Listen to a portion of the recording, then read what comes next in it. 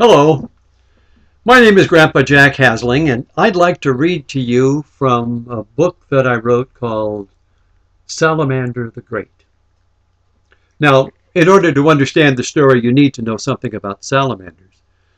You also need to know something about that great Macedonian leader, Alexander the Great.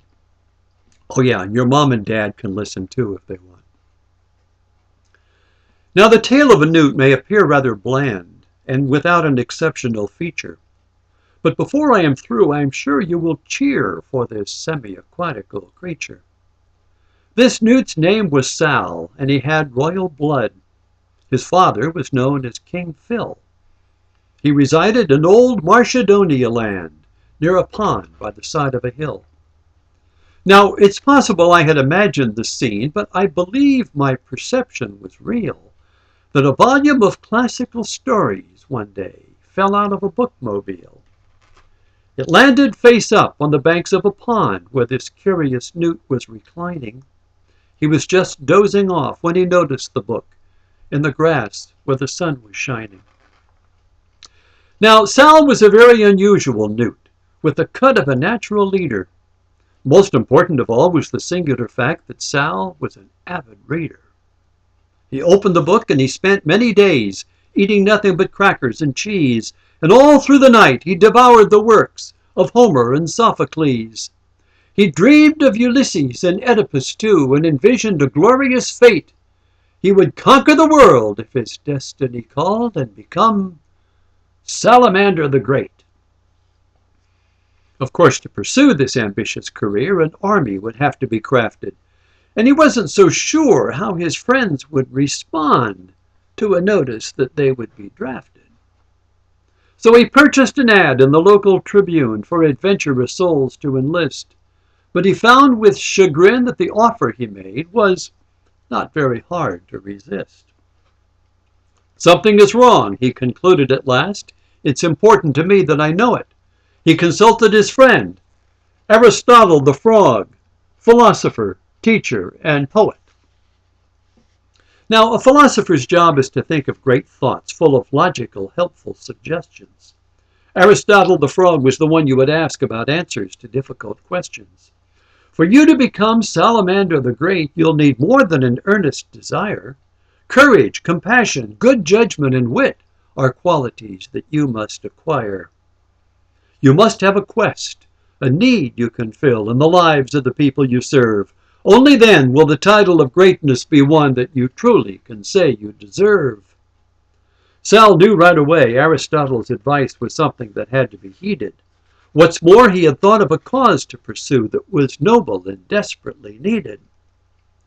The oppression of worms, a dastardly crime that hardly anyone fights, for somehow invertebrates never are seen as creatures who have civil rights.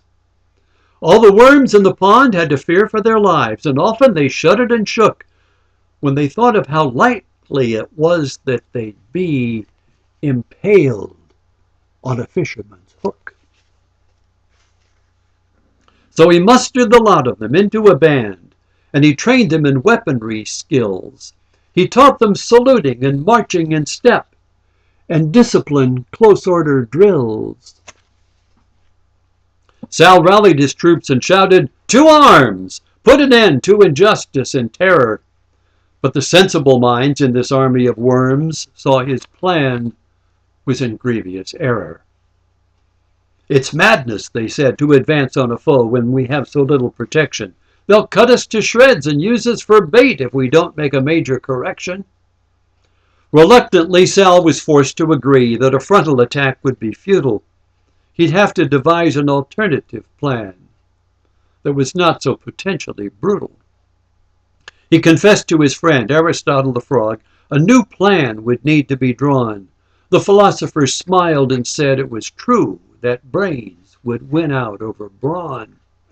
"Consider the premise," the teacher began, "why the lives of the worms are at stake. The reason the fishermen want them for bait is because there are fish in the lake."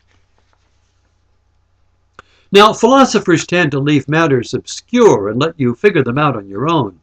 So Sal had to ponder the meaning implied in this thought Aristotle had sown.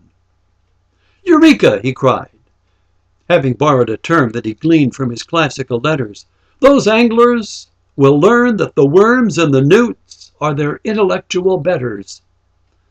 But to put into practice the plan that I have to resist this hostile invasion, I first need to find an orator who is skilled in the art of persuasion. I'll have to recruit all the trout of the pond. To do it myself is my wish, but in spite of my classical background, I fear, I don't speak the language of fish."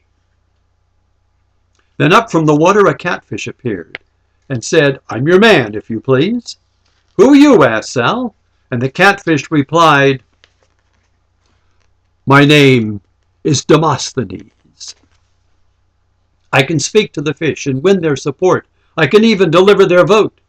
But do me a favor," he said with a cough. "Get this pebble out of my throat." Sal gently extracted the tiny obstruction, relieving his friend of distress. Then together they worked on the salient points of the orator's major address. "The fish must become our trusted allies if we have any hope to succeed. By standing up boldly and seizing the day, Macedonia will be freed. The strategy must be simple and swift. When the fishermen start to come near, all the fish in the pond must get out of sight till the coast is finally clear. When the fishermen come in to cast in their lines, their efforts will all be for naught, because none of the fish who live in that pond will ever again be caught." Well, it happened that way, and the word went around that you never would find a trout.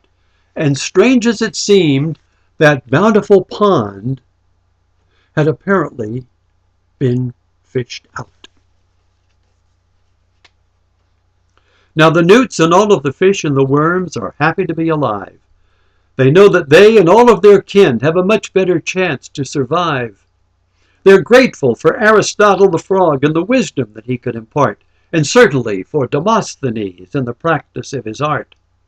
But for the creatures of Macedonia, no person will ever equate with the most beloved of all their leaders, the famous Salamander the Great.